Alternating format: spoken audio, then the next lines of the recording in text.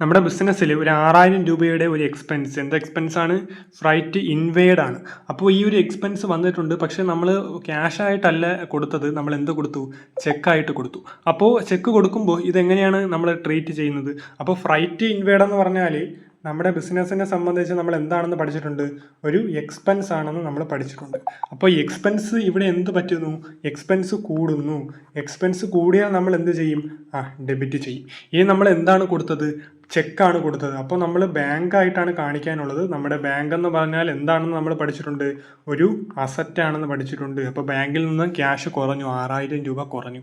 Cash കുറഞ്ഞു എന്ന് പറഞ്ഞാൽ അസറ്റ് കുറഞ്ഞു എന്നാണ് അർത്ഥം. അസറ്റ് കുറയുക എന്ന് പറഞ്ഞാൽ നമ്മൾ എന്ത് ചെയ്യണം? ക്രെഡിറ്റ് ചെയ്യണം. ലൈഫ് ഇൻഷുറൻസ് ആയിട്ട് നമ്മുടെ ഓണർ എത്ര രൂപ അടച്ചു? 4000 രൂപ അടച്ചു. അപ്പോൾ ലൈഫ് ഇൻഷുറൻസ് എന്ന് പറഞ്ഞാൽ അയാളുടെ എന്താണ്? പേഴ്സണൽ യൂസ് ആണ്. ഇപ്പോൾ പേഴ്സണൽ യൂസിന് വേണ്ടിയിട്ട് ക്യാഷ് എടുത്തു കഴിഞ്ഞാൽ നമ്മൾ ഡ്രോയിങ്സ് എന്ന് പറയുന്ന അക്കൗണ്ടിലായിരിക്കും നമ്മൾ കാണിക്കുന്നത്. അപ്പോൾ ഡ്രോയിങ്സ് എന്ന് പറഞ്ഞാൽ എന്താണെന്ന് നമ്മൾ പഠിച്ചിട്ടുണ്ട്? ക്യാപിറ്റൽ ആണെന്ന് പഠിച്ചിട്ടുണ്ട്. അപ്പോൾ ഇവിടെ ക്യാപിറ്റൽ എന്ന് പറയുന്നത് കുറയുന്നു. ക്യാപിറ്റൽ കുറഞ്ഞാൽ നമ്മൾ എന്ത് ചെയ്യും? ഡെബിറ്റ് ചെയ്യും. ഇനി ക്യാഷ് ആണ് കൊടുത്തത് 4000 രൂപ. അപ്പോൾ ക്യാഷ് എന്ന് പറയുന്ന അസറ്റ് അവിടെ എന്ത് പറ്റുന്നു?